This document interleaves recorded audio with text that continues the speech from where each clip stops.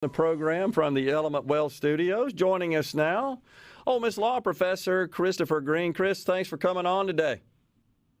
Thanks for having me again. Good to see you. Yes, sir. So we got to talk in the last few days about the opinion issuance process at the Supreme Court. Of course, we're all waiting for this landmark case, the so-called Dobbs case, which originated right here in Mississippi, and expecting an opinion any day.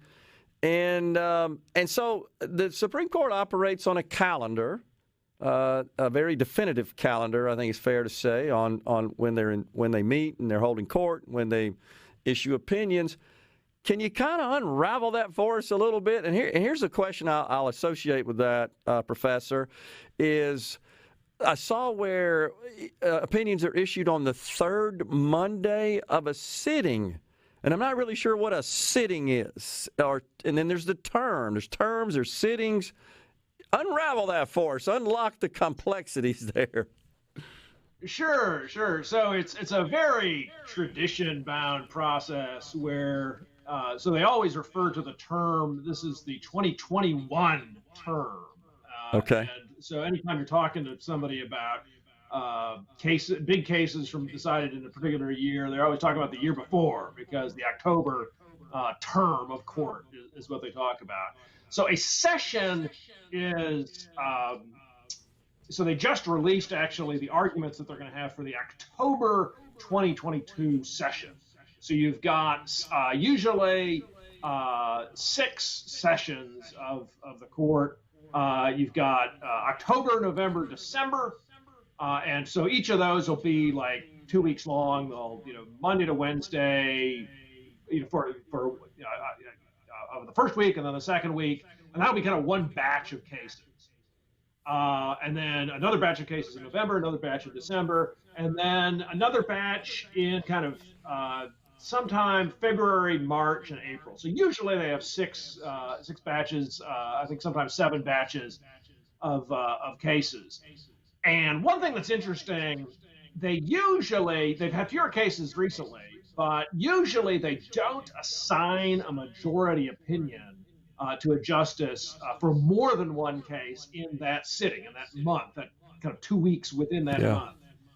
So because of that, once some of those opinions start getting released with an author, then people saying, Justice Alito must have an opinion in something, or they narrow down the possible suspects for who has the remaining cases. So Dobbs was argued in December, and of course with the leak, we don't have the normal suspense with that.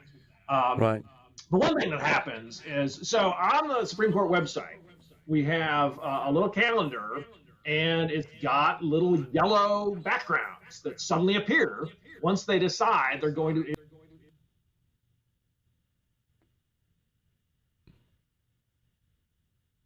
Okay. And so we know there's opinions coming tomorrow. So 9 a.m. Central, 10 Eastern. And now, because they're not doing it in person, it's actually much more mechanized and predictable.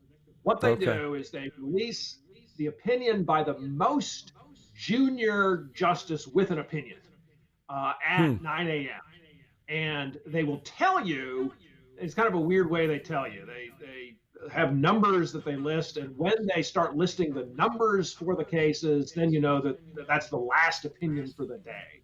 So at 9 a.m., you find out whether there's more than one opinion, and you get the opinion from the most junior justice to write. So on Monday, we had a couple of opinions from Justice Barrett, an opinion from Justice Sotomayor, Justice Alito. Okay, so as soon as we see an opinion by Justice Alito, we're thinking, is the next one going to be Dobbs? Is this Dobbs Day? And then no, and then the last one was Justice Thomas, and then they gave the numbers right at 9:40, so the 5th opinion. So then we know, okay, we can go back to worrying until Wednesday about what's going to happen. And we've got this big batch of opinions. So people like me, we pull them up and Control F and look for, what words are in these opinions. Do they say anything interesting about the nature of interpretation, or do they cite us? That kind of stuff. Yeah. But basically, so they usually finish by the end of June. If a term goes into July,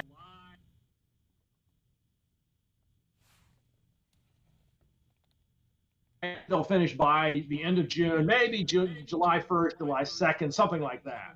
But they've got 24 more cases to decide. Well, here's a question. Sorry to interrupt you. Here's a question I have for you. Is it possible that this high-profile Dobbs case, does it slide out of this term? And the other question is there some sort of deadline attached to these cases by which there must be a decision? Do they operate on such a calendar where they have a deadline? You got to have a decision handed down by this day and time or something. Yeah, it's really just self-imposed. Okay. So they certainly, I think, want to get this one out of their hair. So some people, on a couple of occasions, what the court has done is publicize a decision without releasing the opinion. They say, here's the decision. Gotcha. And usually it's a question of like a stay of execution, or like, okay, it's okay for these people to be executed. These people can't be executed. But, months from now, we'll come up with our opinions because we're still working on it, still working on the arguments and counter arguments. And some people have said, that's what they should do in Dobbs, so that, if something should happen to one of the justices, it wouldn't change the result. But sometimes there's a big case, massively important case from 1926 that they took like 2.5 years to decide it.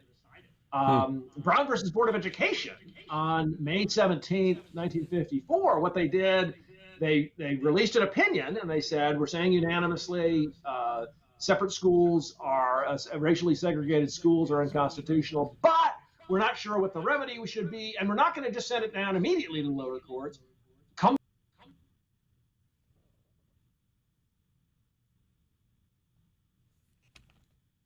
End of June, beginning of July, around this time, they'll set a case for additional argument. Okay, that actually happened to Brown before. So they argued it once, and then they said, come back. You write some more briefs about history. Come back, we'll argue it a second time. And then they came to the decision. They said, let's argue it a third time, talk about remedy.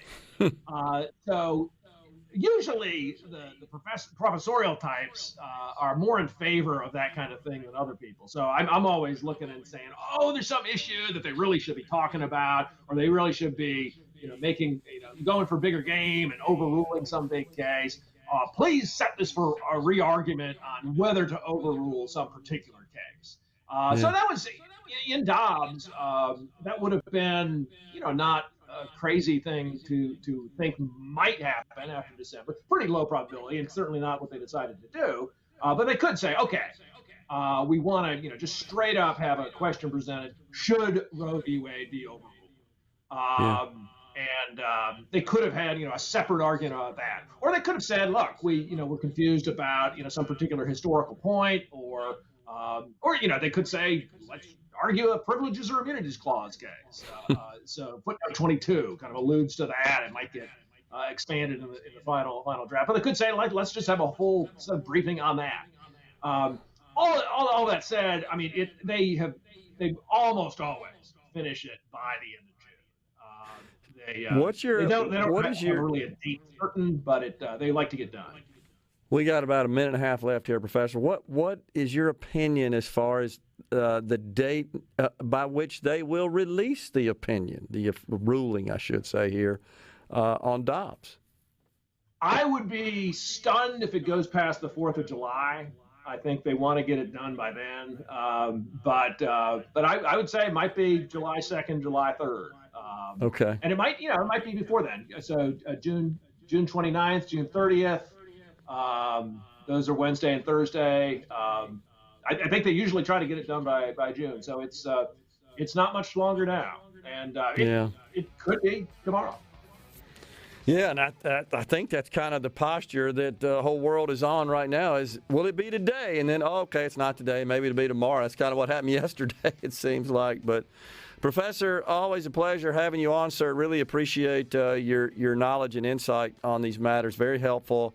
And I'm sure we'll be talking about this more. And definitely once we get something out of the court, we'll have you back on to discuss it further. Appreciate it, Christopher. Thank you. Thanks for having me. There's a freight train coming. You bet. We'll step aside for a break right here on Middays. Stay with us. We'll be right back.